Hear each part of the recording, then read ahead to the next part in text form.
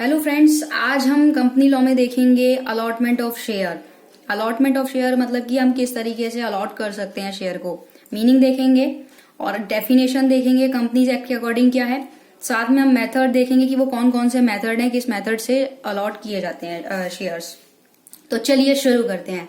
Allotment of share is an appropriation of a certain number of share to an applicant and distribution of share among those who have submitted written application. Written application के through क्या होता है submitted रहता है। Applicant जो है, applicant क्या करेगा, एप्लीकांट को डिस्ट्रीब्यूशन किए जाएंगे शेयर्स कंपनी के और एक सर्टेन नंबर रहता है। एक अप्रोप्रिएशन मैनर में क्या रहेगा, जिस व्यक्ति ने रिटर्न एप्लीकेशन सबमिट की है उसे किए जाएंगे और ये govern by the companies act रहता है। और इसकी डेफिनेशन की बात करें तो इसका सेक्शन है सेक्शन 39। सेक्शन 39 क्या कहता है, allotment is an acceptance by the company of offer to take share. It is an appropriation of share to an applicant for share. इसमें 5 पॉइंट दे रखे हैं इस डेफिनेशन में 39 सेक्शन में। तो सबसे पहला है prohibition of allotment. Prohibition of allotment मतलब कि कब ऐसी स्टेज आएगी जब आप प्रोहिबिटेड हो गए कि आप अलॉटमेंट नहीं कर सकते शेयर्स की। तो no allotment of any security of a company shall be offered to the public for subscription unless the minimum amount stated in the prospectus has been subscribed. If the article of silent, then 90% of the amount must be subscribed. अब इसमें एक चीज देखी जाती है कि अगर जो है आप अलॉटमेंट नहीं कर सकते, तब तक नहीं कर सकते कि जब तक कंपनी के पास क्या नहीं होगा, कंपनी के पास या तो एक मिनिमम अमाउंट होगा। मान लीजिए जैसे कंपनी को 100 रुपीज का शेयर लेना है, 100 रुपीज का अपना शेयर अलॉट करना है, तो उसके लिए तो अगर उसके आर्टिकल ऑफ एसोसिएशन में ही नहीं लिखा हुआ तो कम से कम 90 रुपीज उसको मतलब पब्लिक से मिले हों और तब वो अलॉट कर सकता है। या जो भी अगर 90% तो तब होगा जब एओए में नहीं लिखा होगा। बट अगर किसी पे स्पेसिफिक लिखा हुआ है 75 या कुछ उस तरीके से एक सर्टेन अमाउंट लिख रखा है, तो उतना अमाउंट पब्लिक से उसको कलेक्ट हो जाना चाहिए। और अगर वो कलेक्ट नहीं होता, मान लीजिए 75 लिखा है कहीं पे और 100 की नीड है, अब अगर 75 शेयर अगर लोगों से नहीं मिलते, पैसे नहीं मिलते, तो उस कंडीशन में क्या होगा, उस कंडीशन में प्रोहिबिशन रहेगा, कंपनी शेयर अपने अलॉट नहीं कर सकती। सेकेंड है payment of amount by the applicant. The amount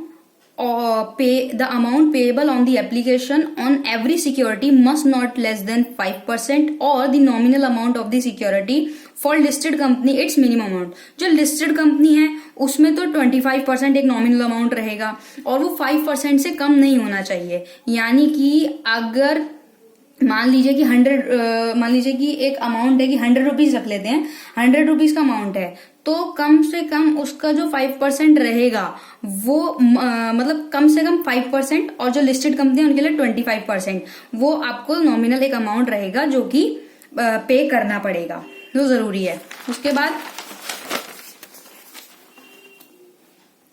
point number 3, when no minimum amount is received.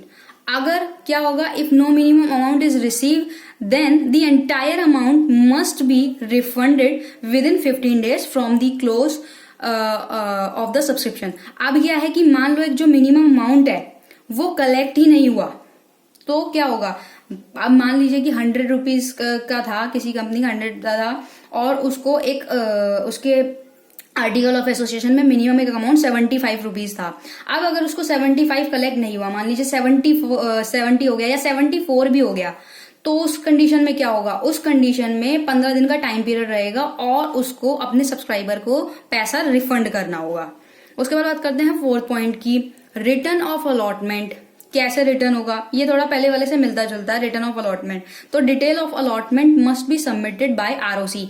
ROC के द्वारा, आरओसी में एक फॉर्म होता है PS3 का फॉर्म, तो उसमें क्या होगा 13 डेज का टाइम पीरियड रहता है कि आप 13 डेज अलॉटमेंट का आपका टाइम है, अगर नहीं रहता आप अलॉट नहीं कर पाओगे और आपको रिटर्न करना पड़ेगा। अब बात करते हैं 5th पॉइंट की, in case of any default under subsection 3 और सबसेक्शन 4, कोई ऐसा डिफॉल्ट होता है of the company and its officer who is in default shall be liable to be a penalty for each default of 1000 rupees और 1 lakh, whichever is less.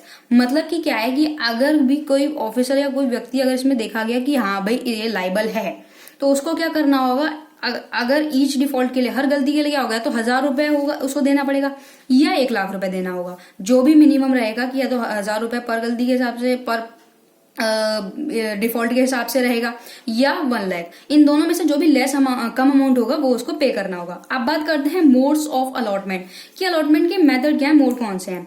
तो a public company में allot share in the following ways, ये कुछ veg हैं जिन तरीके से कर सकती है। अच्छा, इसमें एक बात ये हमने पहले ही पढ़ लिया है कि प्राइवेट कंपनी कभी भी अपने शेयर नहीं अलॉट कर सकती, सिर्फ और सिर्फ पब्लिक कंपनी कर सकती है।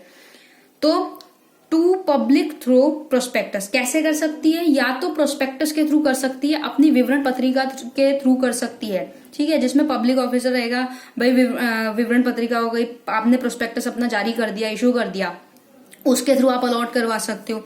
दूसरा रहता है प्राइवेट प्लेसमेंट, यानी कि किस निजी तरीके से आप कर रहे हो, तो वो रहेगा प्राइवेट प्लेसमेंट के थ्रू। तीसरा आता है थ्रू अ राइट इशू और अ बोनस इशू, और आता है इसमें राइट इशू और बोनस इशू के थ्रू। राइट इशू और बोनस इशू क्या होता है हम आगे पढ़ेंगे, तो राइट इशू और बोनस इशू के थ्रू करवा सकते हैं, या तो इन 3 मेथड से करवा सकते हैं। अब पब्लिक कंपनी में अलॉट शेयर इन फॉलोइंग, या क्या होगा वही है, या तो वो राइट इशू करे या बोनस इशू करे, या फिर वो प्राइवेट प्लेसमेंट करे, प्राइवेट प्लेसमेंट्स, और या फिर प्रिफरेंशियल अलॉटमेंट करे कि भाई प्राइवेट प्लेसमेंट कर दिया उसके थ्रू हो जाएगा। अब बात करते हैं राइट इशू और बोनस इशू क्या होता है।